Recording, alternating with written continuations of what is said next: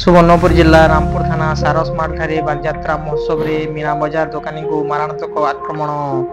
धारुआ अस्त्र पिठी और मुंडरे 6 थर आक्रमण कर दोकानी गुरुतर होती घटनास्थल आक्रमण कर दुर्वृत्त माने फेरार मारी रामपुर सारसमाल बालଯାତ୍ରା महोत्सव पड़िया स्टेशनरी दुकान लगाई दीक्षिरा ग्राम सुमंत मेहन को धारुआ ब्लेड पर अस्त्र मारात्मक आक्रमण कर भिड़ भितर दुर्वृत्त फेरार मारी सूचना मिली कौन सामग्री किणा को नहीं सामान्य बचसारू मारात्मक आक्रमण होता गुरुतर आहत अवस्था सुमंत मेहर कहते तेज दुर्वृत्त निशाशक्त अवस्था जाशुणी झगड़ा आरंभ करने हठात अतर्कित आक्रमण कर सुमंत तेज सुमंत गुरुतर अवस्था सहयोगी माने रामपुर प्राथमिक स्वास्थ्य केन्द्र को आनी